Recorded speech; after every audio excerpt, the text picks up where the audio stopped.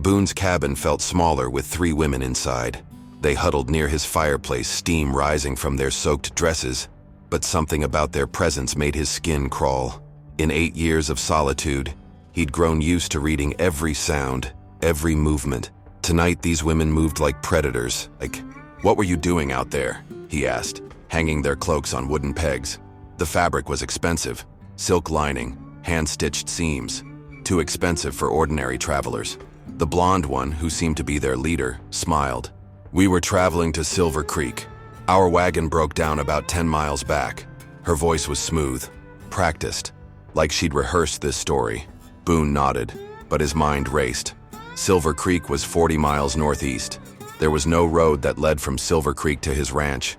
No reason for any wagon to break down in the direction they claimed to be coming from. Terrible luck, he said carefully. Storm like this could kill someone. The redhead laughed, a sound that didn't match the gravity of their supposed situation. We're tougher than we look. As she spoke, Boone noticed a thin scar running along her jawline. A knife wound, healed but still visible. As if to prove her point, she moved closer to the fire. And Boone noticed something that confirmed his worst suspicions. Her dress was already dry. Not damp, not steaming. Completely dry, as if she'd changed clothes recently. All 3 of them had. He glanced around his cabin with fresh eyes. Someone had been here before, recently. His coffee tin was in the wrong place. His rifle had been moved slightly. These women knew his home better than they should. I'll make some coffee, Boone said, needing a moment to think. He moved to his kitchen area, but kept his eyes on them through the reflection in his coffee pot. They weren't talking, but they were communicating. Subtle nods, eye movements, hand gestures, military precision. Like they were executing a plan they'd rehearsed many times. The dark-haired one, Iris, she'd introduced herself, stood and began walking around his cabin. Not nervously, like someone seeking warmth or comfort. Deliberately, she was casing the place, checking exits, memorizing the layout. You live here alone? Magnolia asked from behind him. Boone turned slowly.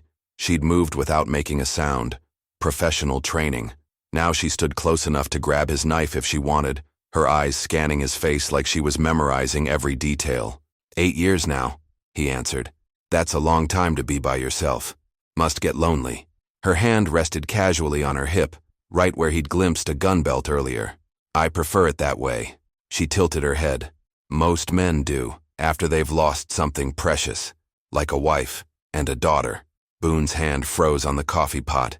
He'd never told anyone about Sarah and Emma, never spoke their names in town, never visited their graves publicly. This woman had done her homework. How did you? We make it our business to know, Magnolia whispered. Just like we know about the gold you took from the ashes 8 years ago. Behind her, Iris had found what she was looking for. She knelt by his floorboards, running her fingers along the wood grain until she found the loose board, the one that concealed his savings, his emergency fund. Money he'd never told a living soul about. When she looked up at Boone, her eyes were no longer playing innocent. They were cold, professional, deadly. Found it, she said quietly. These women were thieves. Professional criminals who'd been watching him for weeks, maybe months. They knew his routines, his secrets, his weaknesses, and now they were here to take everything he had. The coffee burned his throat, but Boone barely noticed. His attention was locked on Iris, who had stopped pretending to be a helpless traveler. She produced a thin metal tool from her boot and began prying at the floorboards with practiced precision. Professional lockpick, Boone observed, his voice steady despite the alarm bells screaming in his head. Iris smiled without looking up. Among other skills, these boards hide more than just loose change, don't they, Boone? Clementine, the redhead, moved to his window and peered out into the storm. Not like someone seeking rescue, like a sentry watching for threats. How long have you been planning this robbery? The question hit him like a physical blow. These weren't random thieves. This was a coordinated operation. I never said this was a robbery, he replied carefully. Magnolia laughed, a sound like breaking glass. Oh, but it is, Boone.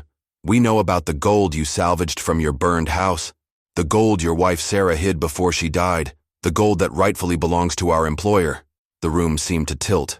Boone reached for his rifle, but Clementine was already there, pressing the barrel of a small derringer against his ribs. Her grip was steady, Professional. Now, she purred. We're not here to hurt you unless we have to. We're here because you have something that belongs to our boss. Something you took from the ashes 8 years ago. Boone's mind raced back to that terrible night. The fire had consumed everything. His wife, his daughter, his entire world. But in the ruins, he'd found Sarah's emergency stash. Gold coins she'd hidden away for hard times. Money that had kept him alive through 8 years of isolation. That gold was Sarah's. Fair and square. Iris stood, brushing dust from her dress. Sarah stole it, Boone. From a bank shipment she helped her brothers rob in Kansas. The gold you've been living off belongs to the Territorial Bank, and our employer has a legal claim to recover it. His blood turned to ice. Sarah, his gentle, God-fearing wife, a bank robber? It was impossible. But these women had facts, details, evidence he'd never questioned. Sarah never mentioned any robbery. Sarah never told you a lot of things, Magnolia said, moving closer. Like how her brothers were wanted men, how she changed her name and ran west to escape prosecution, how that fire 8 years ago wasn't an accident. What are you talking about? Bounty hunters, Clementine whispered, hired by the bank to recover stolen property. They found Sarah, but she wouldn't give up the gold, so they decided to take it by force. Boone's throat went dry. The fire was arson.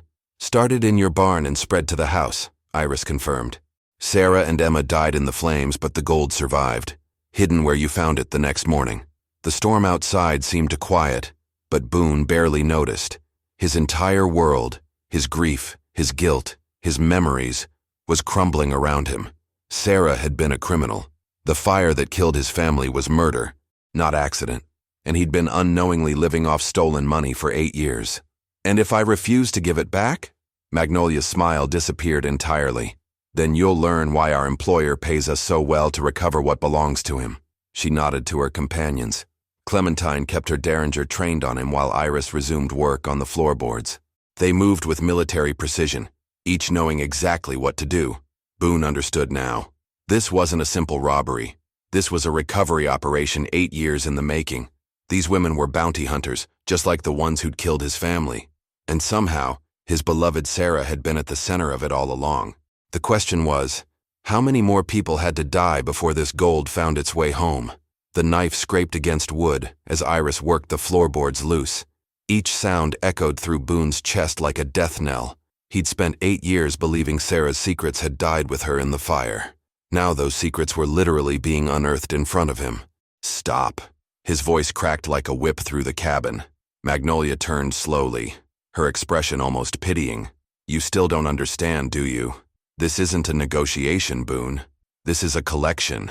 I said stop. He stepped forward, but Clementine's hand shot out, pressing against his chest with surprising force. Sit down, she said softly, and let us tell you about your wife. The words hit him harder than any physical blow. Boone sank into his chair, his legs suddenly unable to support him. Sarah was a good woman. She never hurt anyone. No, Iris agreed, still working on the boards. But her grandmother did. Sarah's grandmother died when she was 10 years old. Constance Whitmore, Magnolia said, settling into the chair across from him. Beautiful woman. Desperate woman. Made a bargain with the wrong people when she was young and foolish. Boone's mouth went dry. Sarah had mentioned her grandmother exactly once in all their years together. Said she died of a fever, nothing more. What kind of bargain? The kind that costs 3 lives, Clementine whispered. Constance needed money for medicine. Her husband was dying, her daughter was sick, and winter was coming. She had something valuable, something that had been in her family for generations, so she made a deal.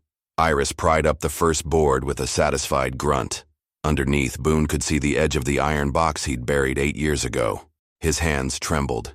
She sold it, Magnolia continued. But when the time came to deliver, she couldn't bring herself to give it up. Instead, she ran, changed her name, moved west, started a new life. The people she cheated weren't the forgiving type, Clementine added. But they were patient. They knew the debt would pass to her daughter, and then to her daughter's daughter. Sarah, Boone whispered. Sarah, Magnolia confirmed, who died before she could pay what was owed, which means the debt falls to the last living member of her household. The room spun around him. Me.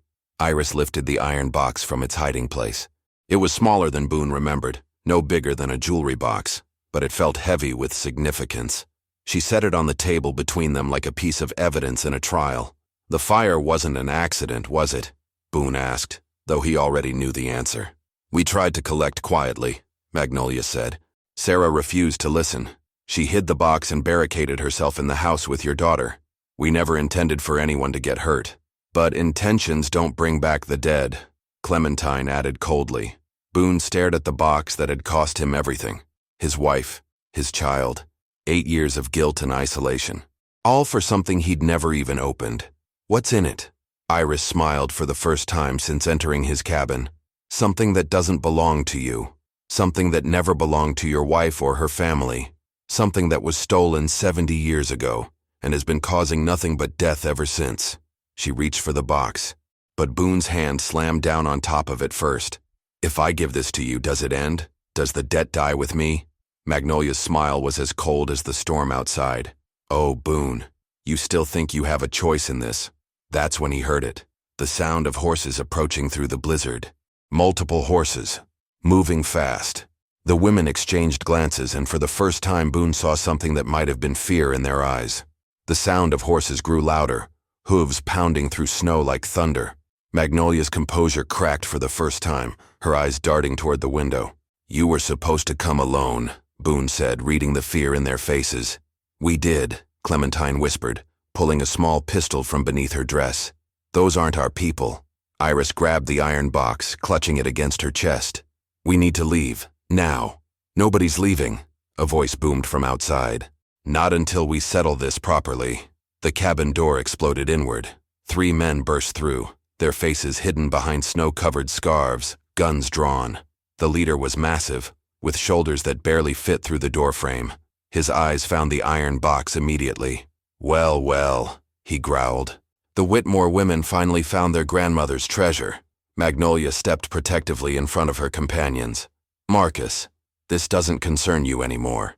"Doesn't concern me?" Marcus laughed, a sound like grinding stone. "My family's been hunting that box for 3 generations. You think I'm gonna let some pretty little thieves walk away with it?" Boone realized with growing horror that he'd stumbled into something much bigger than a simple debt collection. These weren't just any criminals, they were competing factions, both with claims to whatever was in that box. "The agreement was made with my family," Iris said, her voice steady despite the gun pointed at her head. "Constance Whitmore owed us, not you." "Constance Whitmore stole from us first," one of Marcus's men spat, "before she ever made any deal with you witches." "Enough talking," Marcus said, extending his hand toward Iris. "Give me the box, or I start shooting." Boone found himself in an impossible position. 3 women who'd terrorized him all night were now the only thing standing between him and 3 men who looked even worse. And somehow he was still the one caught in the middle.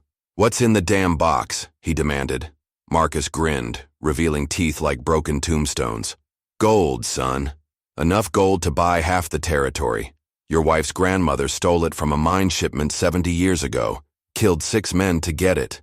"She was protecting her family," Magnolia protested. "She was a murderer," Marcus shot back, "and now it's time to pay for her crimes." Iris took a step backward, still clutching the box. "The debt belongs to us. We've been tracking this family for decades." "And we've been tracking you," Marcus countered. "Did you really think we'd let you collect without interference?" The standoff stretched like a bowstring ready to snap. Boone could feel the violence building in the room like pressure before a storm. Someone was going to die tonight. Probably everyone except whoever walked away with that box. But as he watched these people argue over something stolen from a mine 70 years ago, Boone realized something that changed everything. If the box contained stolen gold, if people had been killed for it, if it had been passed down through generations of violence and theft, then maybe nobody deserved it. His hand moved slowly toward his rifle, leaning against the wall just 3 feet away. If he could reach it, if he could create enough chaos, maybe he could end this cycle of blood once and for all. "You know what I think?" Boone said loudly, drawing everyone's attention. "I think you're all a bunch of vultures fighting over carrion." Marcus's eyes narrowed. "Stay out of this, rancher. This doesn't concern you." "Like hell it doesn't," Boone snarled. "You murdered my wife and daughter for that box. All of you. Maybe not directly, but you all played a part." He lunged for his rifle. The cabin erupted in gunfire. "If this story is touching you in any way, Don't forget to hit the like button, share it with someone who loves a good Western tale, and subscribe to the Western Redemption channel. Every single day at exactly 10 a.m., a brand new story drops, packed with emotion, justice, and redemption. So turn on the notification bell and don't miss the next chapter, because out here in the West, no one waits around. The world exploded in smoke and thunder. Boone dove behind his overturned table as bullets shredded the air where his head had been. The iron box skittered across the floor, forgotten in the chaos as everyone scrambled for cover. Marcus's voice boomed over the gunfire. "Kill them all! Just save the box!" Clementine returned fire from behind the stone fireplace, her small pistol cracking like a whip. One of Marcus's men screamed and went down, clutching his shoulder. Iris had disappeared entirely, vanished like smoke the moment the shooting started. Boone levered around into his rifle and took aim at Marcus. The big man was using Boone's own doorframe for cover, his massive frame making him an easy target. But when Boone pulled the trigger, Marcus moved with impossible speed, rolling away as the bullet splintered wood where his head had been. "You're out of your depth, rancher," Marcus laughed, emptying his revolver in Boone's direction. The cabin filled with gun smoke and the acrid smell of burned powder. Furniture exploded into splinters. His coffee pot rang like a bell as a bullet punched through it. 8 years of careful solitude destroyed in 30 seconds. Then, as suddenly as it began, the shooting stopped. Boone peered over his makeshift cover. One of Marcus's men lay motionless near the door, blood pooling beneath him. Clementine was pressed against the fireplace, reloading with steady hands despite the cut bleeding down her cheek. Magnolia crouched behind his bed, her expensive dress torn and dirty. Marcus stood in the center of the room, his remaining man beside him, both their guns trained on different targets. But nobody was looking at each other anymore. They were all staring at Iris. She sat calmly in Boone's chair, the iron box open in her lap. Her earlier fear had vanished completely, replaced by something that made Boone's skin crawl. She looked satisfied. "Well," she said softly, "this is disappointing." "What are you talking about?" Marcus demanded, though his voice had lost its earlier confidence. Iris tilted the box toward them. Inside, where there should have been gold worth a fortune, there was only a single item, a small tarnished silver locket. 70 years, she said, shaking her head. 3 generations of violence and death, all for this. Magnolia's face went white. "That's impossible. The gold." "There never was any gold," Iris said calmly. "Constance Whitmore didn't steal from a mine shipment. She stole this locket from a grieving mother in Kansas, a woman who'd just lost her only child." The room fell silent except for the wind howling through the broken door. "But the men who died," Marcus started. "Died chasing a lie," Iris finished. "Constance let people believe what they wanted to believe. Let the legend grow. Let families tear each other apart for generations, all while the truth sat hidden under these floorboards." She opened the locket with a small click. Inside was a faded photograph of a young girl, maybe 5 years old, with dark hair and serious eyes.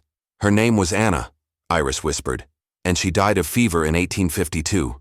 Her mother commissioned this locket and put her life savings into having it made. When Constance stole it, that woman had nothing left to remember her daughter by." Boone felt something cold settle in his stomach. "You're saying my wife and daughter died for a locket worth maybe $20? "Less," Iris said. "But some debts aren't about money, Boone. Some debts are about making things right." She stood slowly, the locket gleaming in her palm. "Anna was my sister." The words hung in the air like a death sentence. Boone's mind reeled as the pieces fell into place. These weren't ordinary criminals or debt collectors. They were something else entirely, something that had been hunting his family for 70 years. Marcus raised his gun with shaking hands. "You're lying. You can't be more than 30 years old." Iris smiled, and for the first time, her face showed its true age. Ancient, terrible, patient. Time works differently when you have a promise to keep. The temperature in the cabin plummeted. Boone's breath came out in visible puffs as Iris stood there, holding the locket like it contained the weight of the world. The shadows seemed to lengthen around her, reaching toward the corners of the room with unnatural fingers. "That's impossible," Clementine whispered, but her voice lacked conviction. "Is it?" Iris asked, her youthful face beginning to show its true years. Fine lines appeared around her eyes, gray streaks threading through her dark hair. "Grief is a powerful thing. It can keep a promise alive long after everything else dies." Marcus's gun wavered in his hands.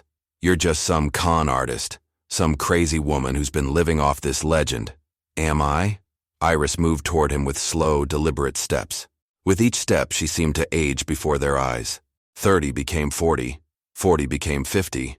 The beautiful young woman who'd entered the cabin was fading like morning mist. "I watched Constance Whitmore take this from my mother's body," she continued, her voice growing older, raspier.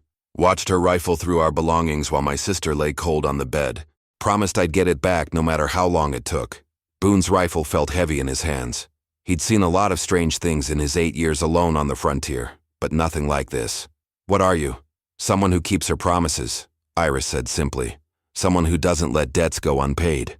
Marcus made a desperate lunge for the locket, but Iris moved with inhuman speed. Her hand, now gnarled and spotted with age, caught his wrist. The sound of breaking bone echoed through the cabin. Marcus screamed and dropped his gun. His remaining man turned to run, but the cabin door slammed shut by itself, trapping them all inside. "You wanted the treasure," Iris said, her voice now the croak of an old woman. "Here it is, a mother's love for her dead child, worth more than all the gold in the world, but only to those who understand its true value." She opened the locket again, and the photograph inside seemed to move. The little girl's eyes blinked. Her lips curved into a smile. For just a moment, Boone could swear he heard a child's laughter echoing through the cabin. "Anna," Iris whispered to the photo. "I kept my promise, sister. I brought you home." Magnolia and Clementine backed toward the far wall, their earlier confidence completely shattered. These weren't their partners. They'd been used, manipulated by something far older and more dangerous than they'd realized. "What happens now?" Boone asked, though he dreaded the answer. Iris looked at him with eyes that held 70 years of patience and sorrow. "Now the debt is settled. The locket returns to where it belongs. And the Whitmore bloodline." She paused, studying his face. "Well, you're not actually related by blood, are you, Boone? You just married into the family." Relief flooded through him like cold water. "So I'm free? From the debt, yes." Iris's ancient face showed something that might have been pity, but not from the consequences of keeping it so long. The cabin began to shake. Dust rained from the ceiling beams. Outside, the storm intensified, winds howling like the voices of the damned. "The fire that killed your family wasn't really our doing," Iris continued. "It was the locket itself. Cursed objects have a way of destroying everything around them until they find their way home. That's why Sarah hid it. That's why she never told you what it was." Boone's legs gave out. He collapsed into his chair, the full weight of 8 years of guilt crashing down on him. Sarah knew? Sarah knew the locket was dangerous. She thought if she buried it deep enough, far enough from people, it would stop hurting anyone. Iris clutched the locket to her chest. She was wrong. Cursed things don't sleep, Boone. They just wait. Marcus struggled to his feet, cradling his broken wrist. "This is insane. You're all insane." "Perhaps," Iris agreed. "But the insane woman now has what she came for." She moved toward the broken door, her ancient form barely able to support itself. With each step, she seemed to fade, becoming translucent like morning fog. "Wait," Boone called after her. "What about them?" He gestured toward Marcus and his surviving man, toward Magnolia and Clementine. Iris paused at the threshold. "They're your problem now. I only came for what belonged to my family." She stepped into the storm and vanished completely, taking the locket and 70 years of accumulated debt with her. The cabin fell silent, except for the sound of 5 people breathing hard and wondering if they'd all lost their minds. The silence stretched until Marcus broke it with a bitter laugh. 70 years. My grandfather died chasing that damn treasure. My father spent his whole life hunting it down, and it was all for a $20 locket. His remaining man, a wiry fellow with nervous eyes, helped him to his feet. "Boss, we should get out of here. This place ain't natural." "Shut up. Read," Marcus snarled, then turned his attention to Magnolia and Clementine. "You two knew, didn't you? Knew what she really was." Magnolia straightened her torn dress, trying to regain some dignity. "We knew she was old, older than she looked. But we thought," she trailed off, shaking her head. "We thought she was just another con artist working a long game. Instead, you brought the devil himself to my cabin," Boone said quietly. All eyes turned to him. He stood slowly, his rifle still in his hands, but pointed at the floor. For the first time in 8 years, the weight of guilt wasn't crushing his chest. The truth had set something free inside him. Sarah tried to protect everyone, he continued. She knew that locket was dangerous, so she buried it as far from civilization as she could get, and I blamed myself for her death all these years. Touching, Marcus spat. But that doesn't solve our problem. My family's been hunting that treasure for 3 generations. Now we got nothing to show for it except a dead man and a broken wrist. You got your life, Boone pointed out. That's more than my wife and daughter got. Marcus's good hand moved toward his gun belt, but Reed grabbed his arm. Boss, don't. We're outnumbered and you're hurt. Smart man, Clementine said, though her voice lacked its earlier confidence. She looked smaller now, diminished by what they'd witnessed. We should all just walk away from this. Walk away? Marcus laughed harshly. You think I'm gonna just forget about 70 years of family history? Forget about the men who died chasing this legend? What's the alternative? Boone asked. You gonna kill us all? For what? The treasure's gone. The debt's settled. There's nothing left here but ghosts and regret. Marcus stared at him for a long moment, his face cycling through rage, disappointment, and finally resignation. My grandfather would roll over in his grave. Your grandfather was chasing a lie, Magnolia said softly, just like the rest of us. The storm outside was beginning to weaken. Wind still howled through the broken door, but the fury had gone out of it. Dawn was still hours away, but somehow the darkness felt less oppressive. I'm leaving, Clementine announced suddenly. This whole thing was a mistake from the beginning. We should have left that box buried. Where will you go? Boone asked. Somewhere far from here. Somewhere this story can't follow. She moved toward the door, then paused. For what it's worth, I'm sorry about your family. We never meant for anyone to get hurt. But you did get hurt, Marcus said. All of us did. That's what happens when you mess with things that should stay buried. Reed helped Marcus toward the door. Come on, boss, let's go home. Home, Marcus repeated bitterly. What am I going to tell my wife? That 3 generations of her family died for nothing. Tell her the truth, Boone suggested. Tell her the curse is broken, and her children won't have to carry it. As the 4 survivors prepared to leave his destroyed cabin, Boone realized something had fundamentally changed. The isolation that had protected him for 8 years was gone. The secret that had haunted him was resolved. For the first time since the fire, he had to decide what came next. But first, he had one more thing to do. Something he should have done years ago. Wait, he called out as they reached the door. There's something else you all need to know. They all turned back, waiting. Boone looked at each face. Marcus with his broken wrist and shattered dreams. Reed with his nervous energy. Magnolia and Clementine with their careful composure finally cracked. These people had terrorized him, invaded his home, destroyed his peace. But they'd also freed him from 8 years of guilt. Sarah left something else, he said quietly. A letter, hidden in the same place as the box. He walked to the disturbed floorboards and knelt down, feeling around in the space where the iron box had rested. His fingers found the oilskin packet he'd discovered years ago, but never had the courage to open. I was too afraid to read it, he admitted, pulling out a yellowed envelope. Thought it might tell me something I couldn't handle. But after tonight, he broke the wax seal and unfolded the letter. Sarah's handwriting, faded but still clear, filled a single page. Boone read silently for a moment, his eyes widening.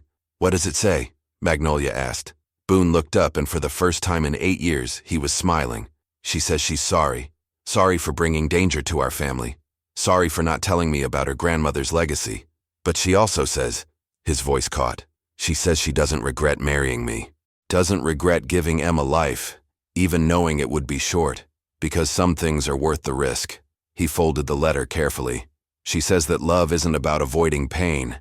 It's about choosing what's worth suffering for. Marcus shifted uncomfortably. That's real touching, but she's right, Boone interrupted. I spent 8 years hiding up here, thinking isolation would keep me safe, thinking if I never cared about anyone again, I'd never lose them. But that's not living. That's just existing. He stood and walked to his rifle rack, pulling down his hunting rifle and his travel pack. I'm leaving this place. Where will you go? Clementine asked. Silver Creek first, then maybe Colorado Territory. Heard they need teachers in the mining towns. He began gathering supplies with practiced efficiency. Sarah always said I was good with children. Maybe it's time I honored that. Marcus watched him pack. Just like that? You're abandoning everything? This cabin isn't everything, Boone replied. It's just where I hid from everything. He turned to face them all. Sarah and Emma are gone. The debt's settled. The curse is broken. I can spend the rest of my life grieving what I lost, or I can go build something new. Reed cleared his throat. What about us? You just gonna let us ride out of here? Boone considered this. You came here for treasure and found nothing but heartache. Marcus, your family's been hunting ghosts for 70 years. That's punishment enough. He looked at Magnolia and Clementine. And you two learned that some debts aren't worth collecting. So we all just go our separate ways? Magnolia asked. We all go forward, Boone corrected. That's what the living do. The storm had died completely now. Through the broken door, the first hints of dawn showed on the horizon. A new day, literally and figuratively. Marcus cradled his broken wrist and nodded slowly. Maybe you're right. Maybe it's time to let the dead rest. It is, Boone said firmly. He shouldered his pack and picked up his rifle. For all of us. One by one, they filed out of the destroyed cabin. Marcus and Reed mounted their horses and rode east without looking back. Magnolia and Clementine took the westward trail, speaking quietly between themselves about starting over somewhere far away. Boone stood alone in the doorway of the cabin that had been his prison for 8 years. Inside were the remnants of his isolation, broken furniture, scattered belongings, the disturbed floorboards where a family curse had finally died. He struck a match and tossed it onto the torn curtains. As flames began to consume the cabin, Boone mounted his horse and rode south toward Silver Creek. He didn't look back once. The fire would burn away the last evidence of his hiding, just as Sarah's letter had burned away his guilt. Behind him, smoke rose into the dawn sky like a prayer finally answered. If you enjoyed this story, click the video on your screen now to watch another unforgettable tale, where destiny and courage collide in ways you never expected. Don't forget to subscribe and consider a super chat to help us keep bringing you more stories like these. Your support means everything to us.